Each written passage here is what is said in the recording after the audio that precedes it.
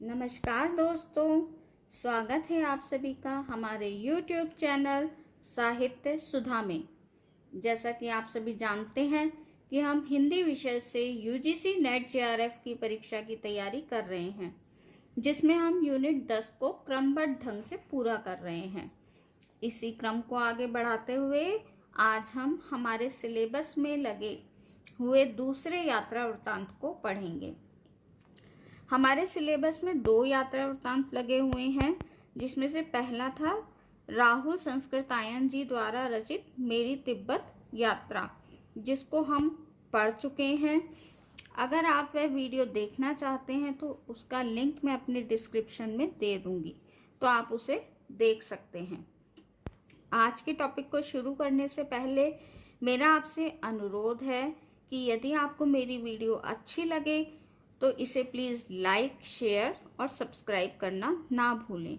Video को पूरा देखें और बेल आइकन को ज़रूर दबाएं ताकि आपको मेरी सभी वीडियो की नोटिफिकेशन मिल सके। तो चलिए आज के विषय की ओर चलते हैं।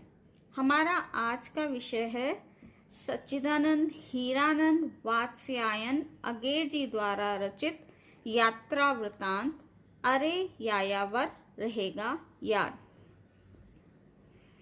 पिछली वीडियो में हमने यात्रा वृत्तांत के प्रारंभ के विषय में पढ़ लिया था तथा मुख्य अन्य लेखकों के द्वारा भी मुख्य जो यात्रा वृत्तांत लिखे गए हैं उसका प्रारंभ कहाँ से हुआ, ये सब हम पढ़ चुके हैं। तो आप कृपया करके उस वीडियो को एक बार अवश्य देख लें ताकि ये जानकारी भी आपको लाभान्वित कर सके।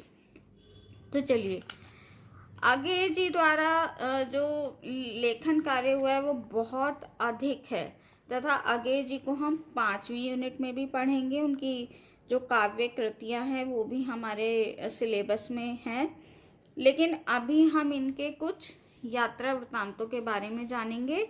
इन्होंने मुख्य रूप से 2 यात्रा वृत्तांत लिखे हैं, जिसमें पहला है एक बूंद सहसा उछली और दूसरा है अरे यायावर रहेगा याद। ये 2 यात्रा वृत्तांत अगे जी ने लिखे हैं। एक बूंद सहसा उछली सन 1960 में लिखा गया और अरे यायावर रहेगा याद सन 1953 में लिखा गया। दोस्तों, इन्होंने बहुत अधिक लेखन कार्य किया है, लेकिन इनकी सभी रचनाओं को यदि मैं आपको एक साथ बताऊंगी तो शायद आपके मन में खिचड़ी जैसी तैयार हो जाएगी। इसलिए आज हम इनके कुछ कहानी संग्रह, नाटक और इनके ये जो 2 यात्रा वृत्तांत हैं इनको जानेंगे।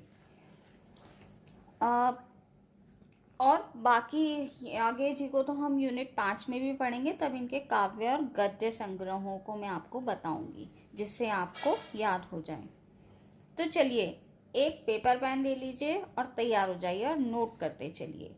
आपको मैं एक बात बता दूं कि यदि हाथ से लिखे गए नोट्स आप तैयार कर लें तो ये आपको जीवन भर याद रहते हैं। चलिए अगे जी की रचनाओं की ओर चलते हैं। अगे जी ने एक नाटक लिखा जिसका नाम है उत्तर प्रियदर्शी, जो कि 1967 में लिखा गया था। इनके कुछ कहानी संग्रह हैं, जो है विपथगा। ये बहुत फेमस है और नेट में लगभग हर बार इससे प्रश्न बनता है। ये 1937 में लिखा गया। परंपरा 1944 में लिखा गया। कठोरी की बात ये 1945 में लिखा गया। शरणार्थी 1948 में लिखा गया। जयदोल 1951 में लिखा गया। और ये तेरे प्रतिरूप भी इनका लिखा गया कहानी संग्रह ही है। तो आपने देखा, ये सब मैंने ईयर वाइज क्रम से लगाए हैं ताकि आप लोग को याद करने में थोड़ी आसानी हो। चलिए, आज का जो हमारा टॉपिक है वो है अरे यायावर रहेगा याद, जो कि 1953 में लिखा गया इनका यात्रा वृत्तांत है। इसमें 8 यात्रा वृत्तांतों का वर्णन है और सभी इनके जो ये 8 के 8 यात्रा वृत्तांत हैं, यानी 8 जगहों का इसमें वर्णन है। सभी अलग अलग प्रकार की यात्रा वृत्तांत है। ये एक पुस्तक है। इन यात्रा वृत्तांतों में असम, बंगाल, औरंगाबाद, कश्मीर, पंजाब और हिमाचल प्रदेश के भूभागों का वर्णन है। इसमें तमिलनाडु के अति प्राचीन मंदिरों के बारे में भी बताया गया है। इस पुस्तक की शुरुआत जो होती है, ये प्रश्न कई बार आ जाता है कि यायावर रहेगा याद की शुरुआत कहाँ से हुई है। तो इसकी शुरुआत जो होती है वो ब्रह्मपुत्र के मैदानी भाग से होती है। फिर आगे चल के हिमालय की दुर्गम झील में इन्होंने डेरा डाला। फिर उसके बाद अंत जो इसका होता है वो एलोरा की गुफाओं में इतिहास को खोजने से होता है। ये 3 बहुत इम्पॉर्टेंट बातें हैं। अगेय जी के यात्रा वृत्तांतों को पढ़ते समय पाठक को लगता है कि वह अगेय जी के साथ स्वयं पहाड़ों और नावों में घूम रहे हैं। ये एक अच्छे यात्रा वृत्तांत की विशेषताएं होती हैं कि हमें ऐसा लगने लगता है कि हम उसे पढ़ते पढ़ते ऐसा लगता है कि हम उसी जगह पर पहुंच गए हैं। लेखक ने स्थानीय लोगों के साथ उनकी भाषा में बात भी की है और इस यात्रा वृत्तांत के अंदर अगेय जी ने वहाँ की किंवदंतियों और वहाँ की जो संस्कृत भाषा का भी इसमें बहुत अधिक प्रयोग किया है। अगेय जी ने अपने इस लेख में पर्यटकों की जिम्मेदारियों को भी बताया है कि भाई हम कहीं घूमने जाते हैं तो हमारी क्या जिम्मेदारियां हैं। जैसे हम लोग कहीं घूमने जाते हैं, कहीं भी कूड़ा फेंक दिया या कुछ कर दिया, वो सब एक नॉर्मल पर्यटक की जिम्मेदारी होती है कि हम जहाँ भी जा रहे हैं उस जगह का भी हम उतना ही ध्यान रखें। लाहौली लोगों में अपनी संस्कृति के प्रति अभिमान और बाहर से आने वाले लोगों के प्रति अनभिज्ञता का वर्णन करते हुए इन्होंने चिंता भी व्यक्त की है। बाहर से आने वाले लोग किस प्रकार नशा, व्यसन आदि यहाँ लेकर आते हैं। ऐसा अधिकतर होता है, लोग घूमने आते हैं तो फिर कुछ बुरी आदतों का वहाँ पर सेवन करते हैं। माना जाता है कि पहाड़ी जनजातियाँ पर्यटकों की जीवन पद्धति के अनुसार विकसित नहीं हैं।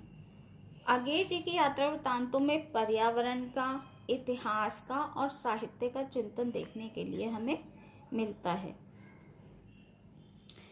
उन्होंने प्रचलित ऐतिहासिक गाथा को उपलब्ध प्राकृतिक अवरोधों से तोलने की कोशिश की है और सोचा है कि उस समय शायद ऐसा हुआ होगा। अगेय जी की भाषा जो है इसमें वो संस्कृत निष्ठ है, इस बात को अंडरलाइन कर लीजिए। यात्रा वृत्तांत की शैली जो है वो कहानीमय है। जब हम इस यात्रा वृत्तांत को पढ़ते हैं तो हमें ऐसा लगता है कि कोई कहानी चल रही है और जिन पात्रों की वे बातें कर रहे हैं वे सब किसी कहानी के पात्र हैं। इन्होंने बीच बीच में कुछ सूक्तियों का प्रयोग भी किया है जो संस्कृत की हैं। हिंदी की कविताओं का भी प्रयोग किया है। अगेय जी का ये यात्रा वृत्तांत भ्रमण की बजाय एक ऐसी घटना लगती है जिसमें क्रिया प्रतिक्रिया सब कुछ देखने के लिए मिलती है और इन सभी चीज़ों के चलते हमें इनका जो यात्रा वृत्तांत है, अरे यायावर रहेगा याद, हमेशा याद रहता है। तो चलिए आज का हमारा टॉपिक कंप्लीट हुआ। मिलते हैं अगली वीडियो में। Bye bye.